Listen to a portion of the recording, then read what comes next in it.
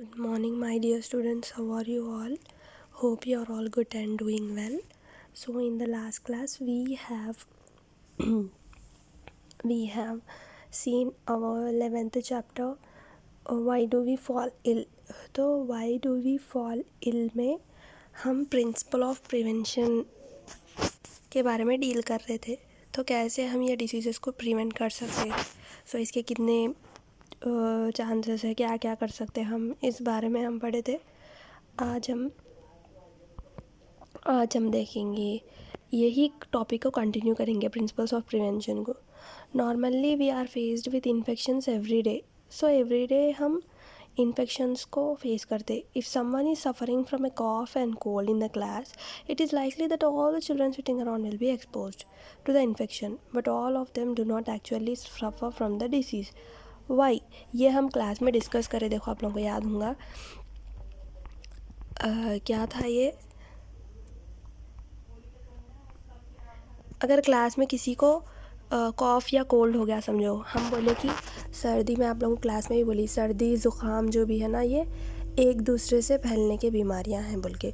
तो जब एक की सर्दी दूसरे को होती है, अब अपने क्लास में अगर किसी को सर्दी है तो उनकी सर्दी सबको नहीं होती, राइट. सब लोग, पूरी क्लास बीमार नहीं पड़ती ना उनके साथ.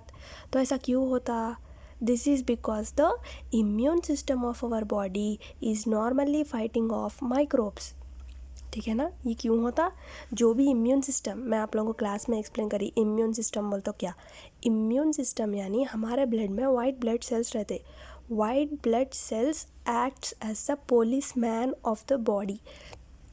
मैं आप लोगों को ये भी बोली कि वो लोग पुलिस मैन की तरह रहते, यानी जो भी बैक्टीरिया या जो भी वायरस अपनी बॉडी में एंटर होता, ये लोग उससे फाइट करके बीमारी से लड़ते. ये मैं आप लोगों को बोली क्लास में. तो ये इसको क्या बोलते हैं? Immune system. तो ये इम्यून सिस्टम क्या करता है हमारे अंदर? फाइट करके, वो माइक्रोब्स के साथ फाइट करके हमारी बॉडी को प्रोटेक्ट करता. We have cells that specialize in killing infecting microbes. These cells go into action each time infecting microbes enter the body. If they are successful, we do not actually come down with any disease. The immune cells manage to kill off the infection long before it assumes major proportions. As we noted earlier, if the number of the infecting microbes is controlled, the manifestations of disease will be minor. In other words, becoming exposed to or infected with an infectious microbe does not necessarily mean developing noticeable disease. यानी if अब we have sales, अपने पास sales है जो specialise कर रहे. क्या है वो सेल्स? वाइट ब्लड सेल्स है. ठीक है ना. तो एक हर टाइम जब हमारे वो माइक्रोब्स हमारी बॉडी में एंटर हो रहे, तो हर बार, यानी हमको अगर बीमारी आई तो इसका मतलब क्या है कि इस बार हमारे जो भी हमारे वाइट ब्लड सेल्स है, ये लोग वो माइक्रोब से लड़ने में हार गए, है ना. उन लोग हार गए तो ही हमको बीमारियां अटैक होते. अगर हमारा इम्यून सिस्टम अच्छा रहा, अगर हमारे वाइट ब्लड सेल्स अच्छे से फाइट करे, तो क्यों हमको डिसीज़ होती बोलो? नहीं होती. So if they are successful, we will not actually come down with any disease. अगर हमारे एंटीबॉडीज़ या फिर अगर हमारे वाइट ब्लड सेल्स सक्सेसफुल हो गए उन लोगों से लड़ने के लिए, तो हमें कौन सी भी डिसीज से अटैक नहीं होती. The immune cells manage to kill off the infection long before it assumes major proportions. तो इम्यून सेल्स क्या करते हैं? उनको पूरों को जड़ से मिटा देते हैं. हमारी बॉडी के ऊपर ज़्यादा असर नहीं करे जैसा उसको जड़ से मिटा देते हैं. As we noted earlier, if the number of infecting microbes is control. ठीक है ना. अगर वो जो भी माइक्रोब्स हमारी बॉडी में एंटर हुए, इसका नंबर अगर कंट्रोल हो गया, the manifestations of disease will be minor. ठीक है ना. वो डिसीज़ के मैनिफेस्टेशंस जो भी क्या है, माइनर रहते. In other words, becoming exposed to or infected with an infectious microbe does not necessarily mean developing noticeable disease. So one way of looking at severe infectious diseases is that it represents a lack of success of immune system.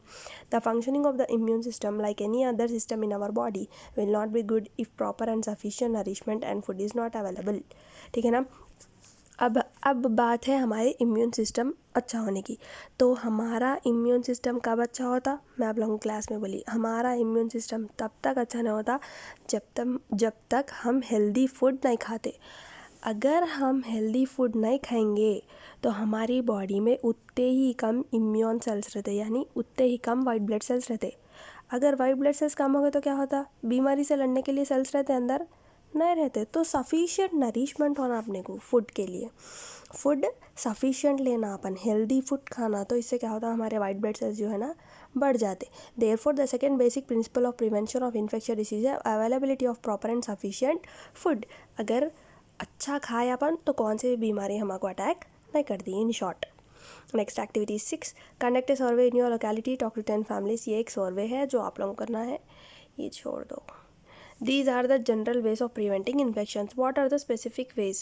They relate to a special property of the immune system that actually fights off microbial infections. Let us cite an example to try and understand this property.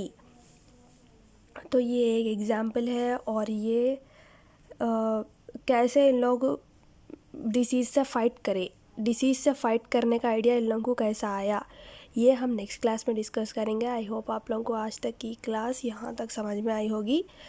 Thank you.